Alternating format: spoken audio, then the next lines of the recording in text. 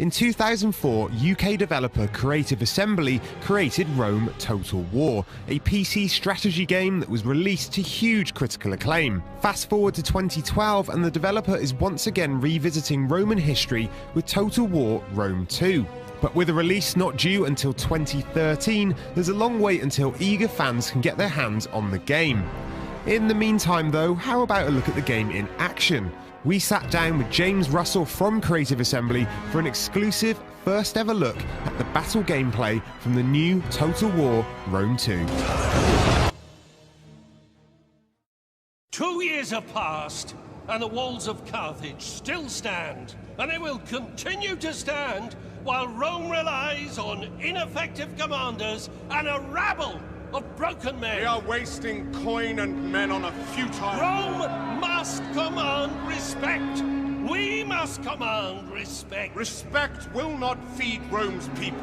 Honored senators, I move that we end the siege of Carthage and turn to civic matters. Senators! Senators! The time has come to end this war. That much is true. But end it with blood and fury and glory for Rome. What we're showing here is part of the siege of Carthage in 146 BC. The city had been under siege for several years, and we're going to see old Scipio's grandson, the young consul Scipio Aemilianus, command the final assault on Carthage.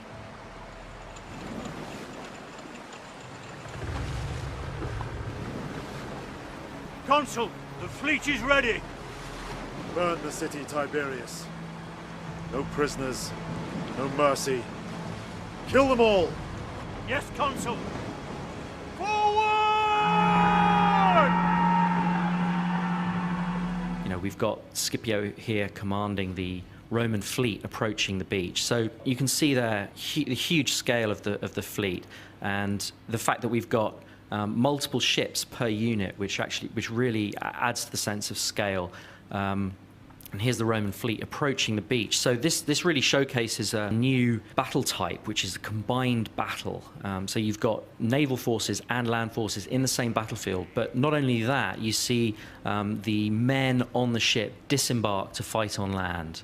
And so here they're approaching the beach, and they're going to disembark to join the siege. And the combined battles really add a load of gameplay in terms of, you know, cat and mouse around the coast and the defense of the beach versus the defense of the city. And we're really experimenting with different ways to make that gameplay work really, really well.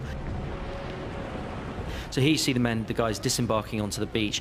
This is, you know, what we're trying to achieve here is get a real sense of almost the Saving Private Ryan of the ancient world. So we really want to get the camera down and get that sense of that darker vision of war, where you really make this human scale of battle come alive, and it's part of that darker vision of war, a more gritty, realistic feel to the way the battles work.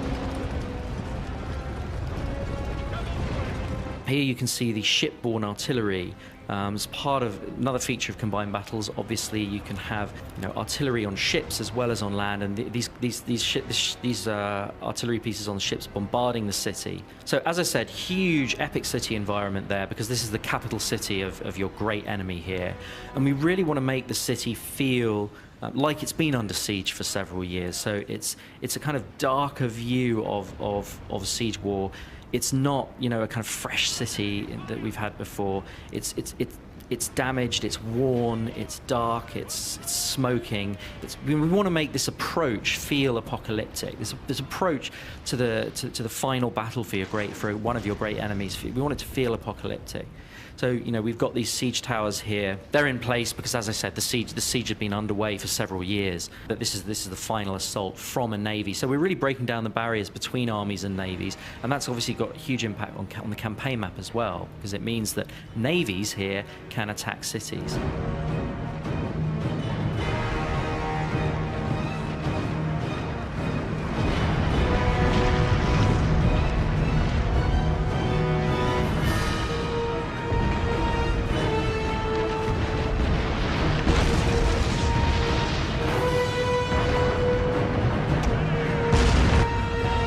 This is the tactical view, the tactical overview.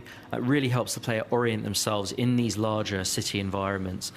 We don't want the player to be controlling the game from this perspective. It's really an orientation tool. We want the player to be able to understand what kinds of, because there are very specific relationships in terms of, one particular unit might be strong against another unit but not against the third type of unit. We want the player to understand what's going on the battlefield. We want the player, particularly in terms of the spatial awareness, we want the player to be able to understand what's going on and see threats and where they're coming from, but absolutely not to control the battle from that perspective. So this is an example of a unit camera, and we're really experimenting with ways to get the player down into the action. Prepare for battle, men. Remember, we fight for Rome!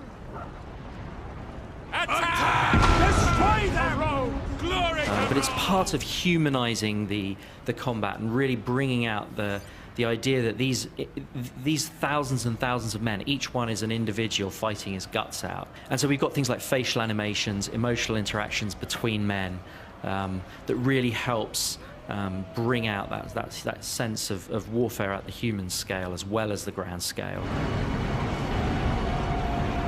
This huge city obviously has multiple capture points. That's something we haven't had before. Where previously you'd have a core battle for a central plaza, but Carthage here has several different capture points, and that means that the gameplay is completely different inside the city. You've got a much better sort of sense of cat and mouse because you've got a reason to have multiple breaches so that you can capture different points.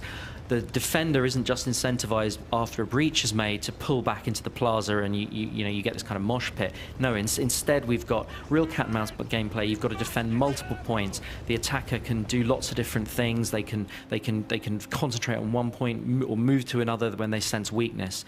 Here you see the Roman fleet coming into the Carthaginian harbour. Again, the whole combined battles adds to that richness certainly in terms of a coastal city.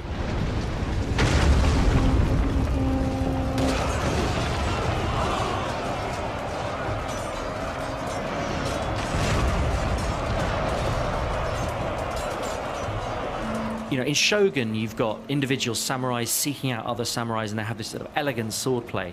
But in the Roman era, we really want to get a sense of that kind of brutal, mechanistic group combat. Particularly for the Roman legions, that kind of meat grinder style, that mechanized style. We really want to get a greater sense of sort of visceral impact. So I think, it's part of making the game feel more visceral and have a slightly darker, grittier feel, certainly in terms of the battlefield.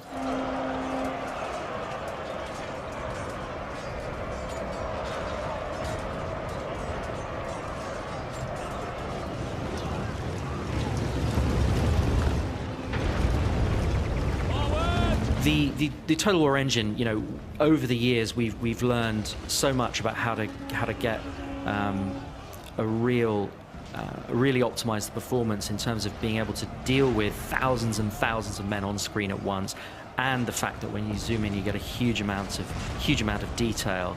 But we also want to make sure that the game, as well as taking advantage of the best that the most powerful machines have to offer, we also want to make sure that the game is playable on lower end machines too. So our goal is to make sure that the game has the same minimum spec as Shogun 2. Now we're going to do everything we can to try and achieve that. We can't guarantee it, but that is what we're trying to achieve. We're really pushing the look of the game, but this is super early code. We're way pre-alpha, and what that means is there's loads of features, not just in terms of the graphics, but also in terms of the combat and the animations that actually aren't in the game yet. So the final game is actually going to look way better than this. We're working our guts out on this game, and we're determined to make it the best Total War game ever. We've got a huge budget for the game, about 40% bigger than anything we've done before. So we're absolutely determined to make it the most epic Total War title ever. The bad news is we're not going to be releasing until the second half of 2013, so late next year.